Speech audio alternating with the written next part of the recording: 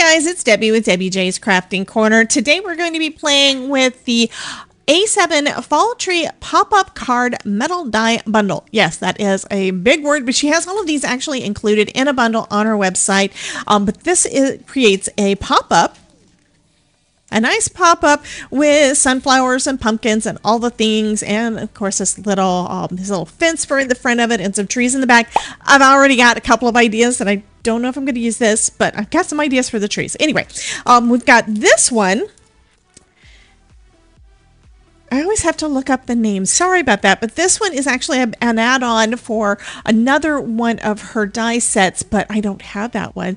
This one is all about a bookstore. So we've got a bookstore here. We've got our fall leaves, lots and lots of bookshelves and books and pumpkins and all the fun things.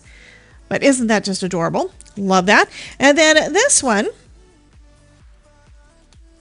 is actually for the front of one of our books. So that is something I think is really, really cool. Now, this could be used for, of course, anything you want to, but one thing she did include in it was this frame and this piece. These are actually, let me get one of my partially done books out.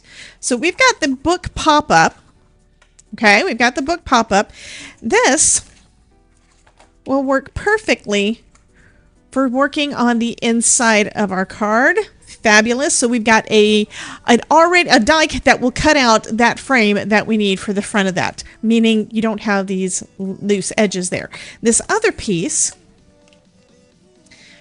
will make it so that you can also decorate the spine more easily, because you'll be able to cut your pieces exactly how you need them. Because if you cover the whole thing, it's going to be a little harder to flatten, but we want it to be able to flatten to go into the mail, because while this is a book, it's also a card. It's a pop-up card. So this is going to be super fun. We've got in with all of these, we've got lots of sunflowers. We've got some big sunflowers on this one. So anyway, I have no idea what I'm going to make first with this, but why don't we go ahead and start doing some die cutting and get something put together. So I've cut everything out, well, the main things, and I'm just going to add some ink to the pieces because I really don't know what I want to do.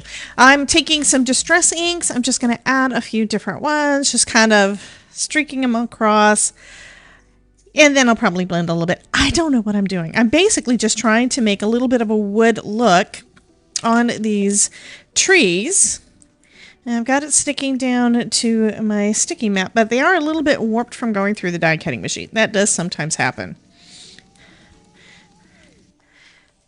And let me grab out a blending brush. I'm just going to blend them out a little bit too to cover up more of the white.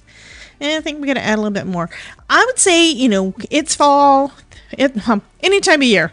I've been saying this a lot with Halloween because I believe that at Halloween you can try out any of your techniques that you may not have done in a while and, you know, just kind of give them a go and see how it does. Thing is, you can really do that any time of year, and I need to be following that advice myself more, I believe. So having done that ink dragging effect on this basically gives it kind of a cool texture. None of this is the same in two spots. I'm going to go ahead and darken it up a little bit more, and then we can move on to another bit. I do have quite a few of my sunflowers and quite a few of the pumpkins cut out, as well as the fence that I'm kind of leaning towards leaving it mostly white, but we'll see.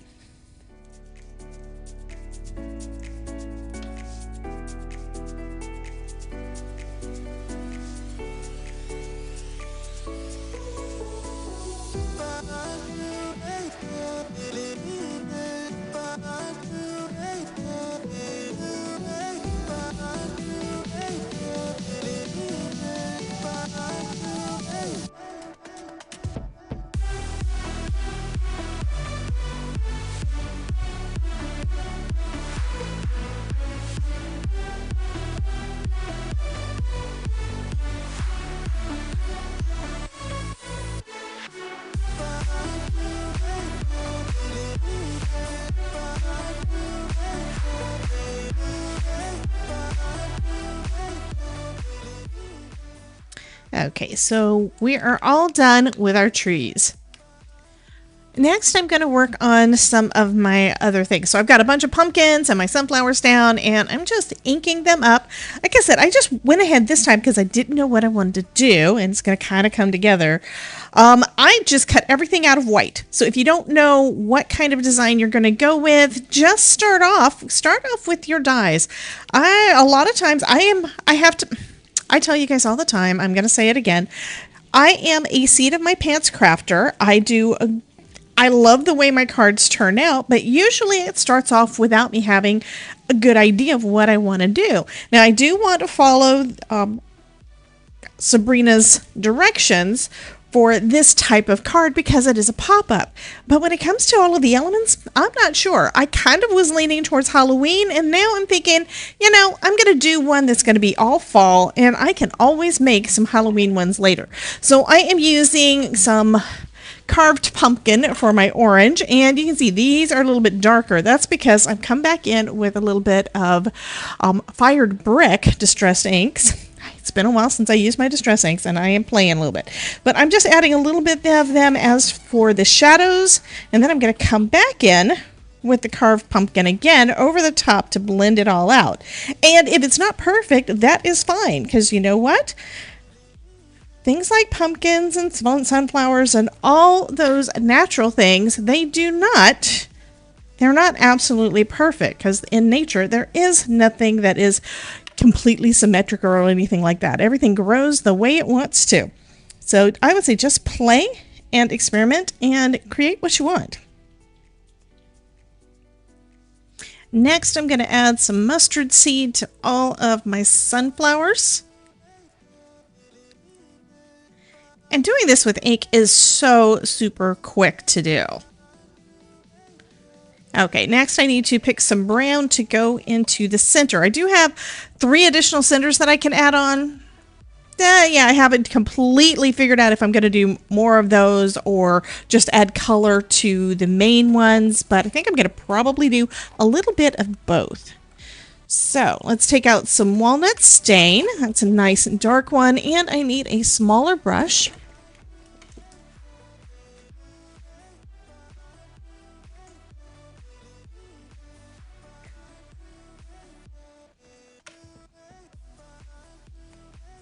And I'm going to focus the dark color right in the center and let it kind of come out.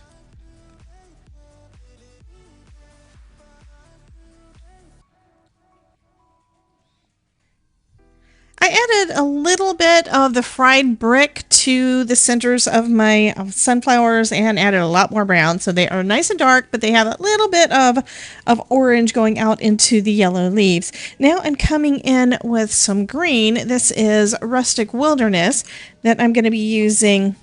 Okay, the red was fired brick. The green is Rustic Wilderness, and I'm adding that on for the stems of all of my pumpkins. She does have in this die set dies for the stems as well, so you could always do all of this just by die cutting everything out and layering it all up. This time though, although I do that a lot, this time I'm playing with my inks, which I'm a little out of practice with and I want to do more of.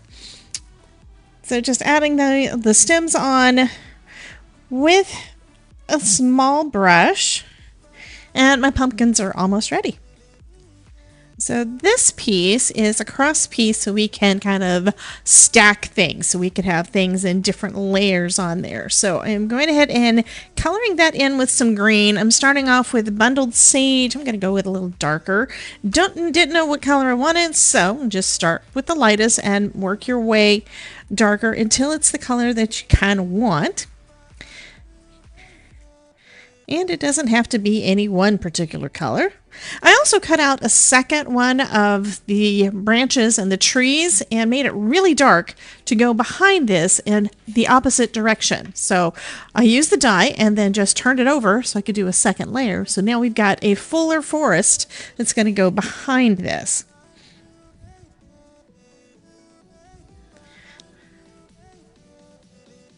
So since the trees have had a little time to dry, I'm going to go ahead and glue my 2 layers together.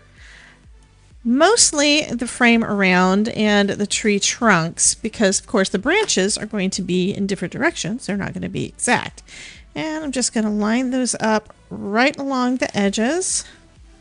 So now we'll have a nice backdrop. Also, having a second layer is going to make this a little bit more sturdy, and it's going to be the part that is going to stand up in our pop-up, right?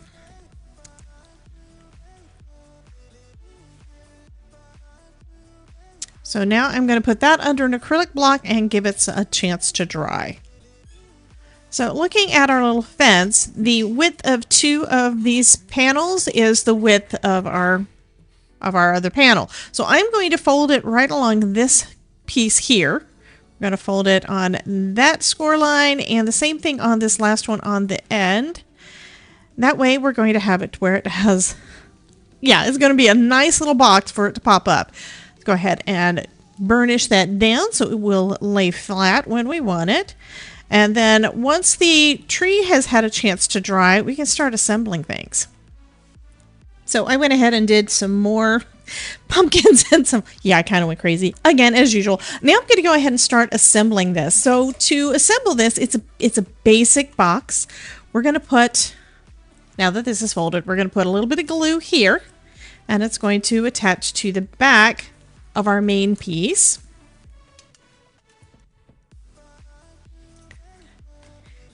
And the only tricky part is making sure everything lines up so that it's going to actually stand flat. At least for me, that has always been an issue. So I'm going to hold this and make sure that it catches, make sure that it is nice and held there before I let go. Now you might be wondering, why am I just not using double-sided tape? Well, for me, maybe it's the humidity here in Florida. I don't know. But for some reason, whenever I use double-sided tape, it always comes apart. So I'm using some liquid glue that I know is nice and strong. This is some Barely Art glue that I'm using in my glue press, and it always holds everything very, very well once it dries. Go ahead and add some to this side.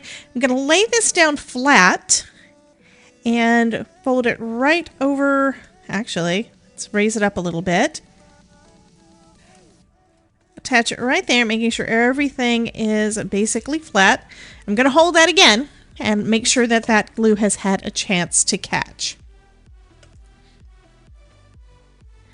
And now I'm going to start adding this piece in. So we're going to have a little hill on the inside here, and basically we're just going to line it up with the back and just have it come out right the same amount. So it's going to be about halfway in. I'm just going to slide that in and slide it to the back of our little fence.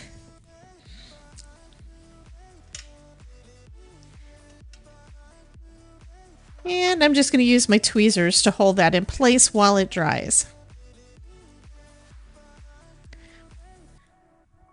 And now I'm going to do the same thing on the other side, just lining it up with the back of our fence and just holding that in place while it dries. And now that our base is done, we can go ahead and start putting all of the decorations on. So that's kind of the fun part. Decided to do the full version of the pumpkins, and I'm going to go ahead and add that to the front here.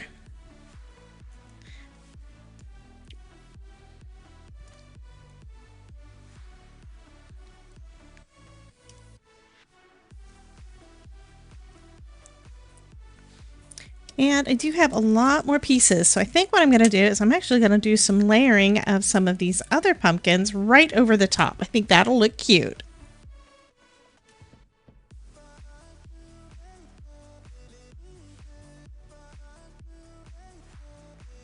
I think this is actually working out perfect because the colors are just a little bit different on the two different pieces that I colored. So the one that's in the back is actually a little bit darker than the ones that I did as individuals. So that is going to be kind of cool looking. For this one in the very front here, I do want to put a little one up there. I think I'm going to put a little piece of foam up on there, and it's going to pop up just a little bit more, but not enough to cause any kind of problems with sliding it into an envelope.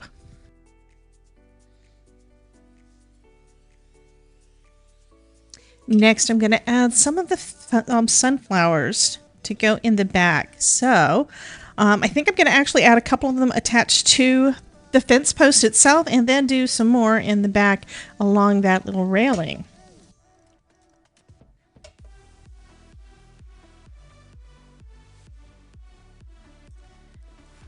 Okay, so now I'm adding those little centers that I cut out as well. You can always do more or less, however you want it. Let's get back on there.